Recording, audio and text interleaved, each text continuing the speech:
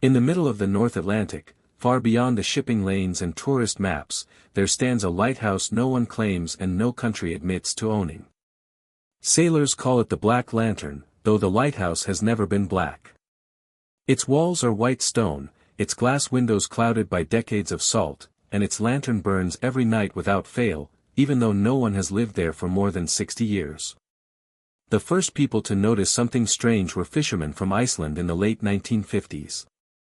They reported that whenever their boats passed near that patch of ocean, their compasses spun on their own, radios filled with static, and cold fog rolled across the water, even on warm summer nights.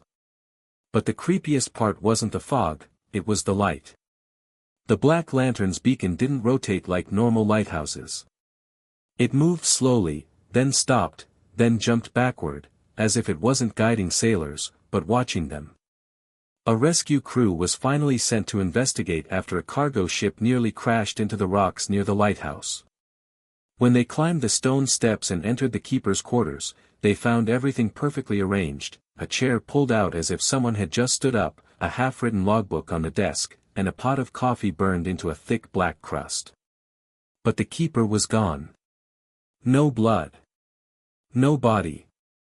Just a sweater draped over the back of the chair, still warm in places where the wool felt stretched, like someone had worn it minutes before.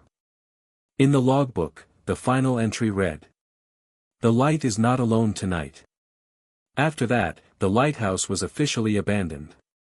Governments argued about who had jurisdiction, but no one wanted responsibility. And yet, the light kept burning. Night after night. Year after year.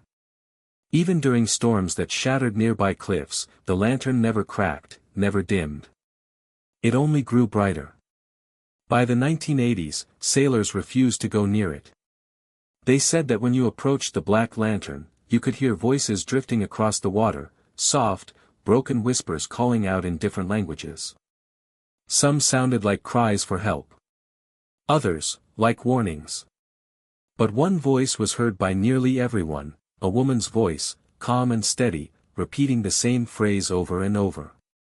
"Turn back." Some claimed they saw her silhouette inside the lantern room, a woman in an old-fashioned keeper's coat, her hair tied in a loose bun, standing perfectly still as the beam of light swept across the sea. But there were never footprints in the dust, never signs of movement inside the stairwell. Then came the incident in 1994. A research vessel studying electromagnetic anomalies anchored half a kilometer from the lighthouse. At 2:13 a.m., the fog rolled in thicker than anything the crew had seen. Radar screens turned black. The ship's generators shut down as if pulled by an unseen hand. And from the direction of the lighthouse, came a deep, hollow ringing. Not a bell. Not a horn. A heartbeat. The captain ordered everyone inside. But one crew member, a young technician named Elias, kept staring out at the light. He said the beam wasn't just shining. It was pulsing. Like it was alive and breathing. Moments later, Elias stepped off the ship and onto the water. The others watched in horror as his feet didn't sink.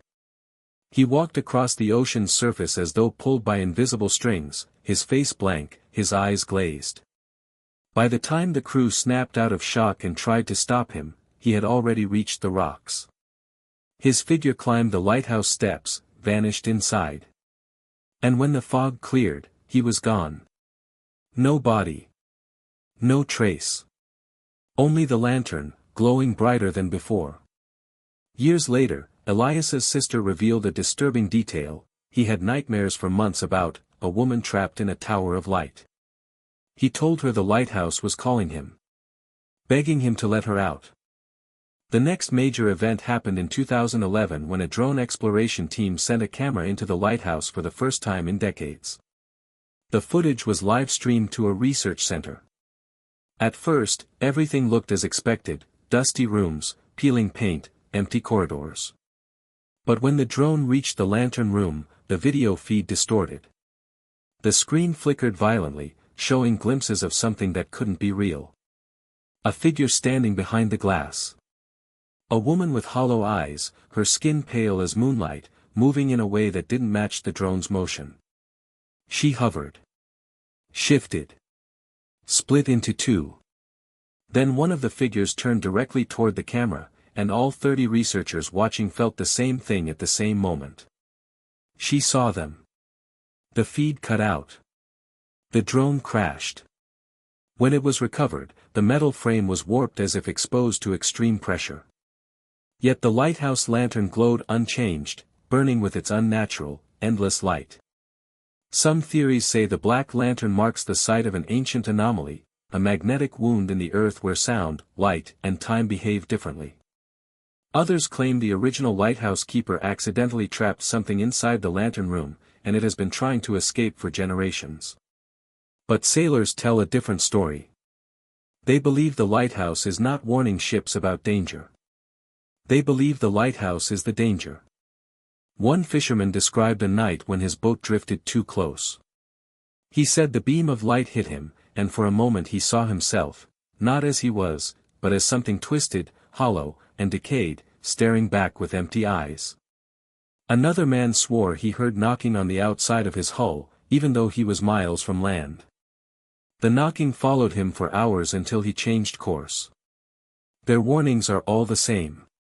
If you ever see the black lantern's light flicker, do not look directly into it. Do not answer the voices calling your name. And never, under any circumstances, approach the lighthouse after midnight.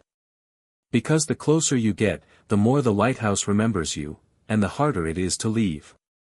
And some visitors, like the missing keeper, and Elias, never leave at all. The black lantern still burns tonight. No one knows who lights it. No one knows what waits inside. But the sea remembers. The lighthouse remembers. And if you sail too close, it will remember you, too.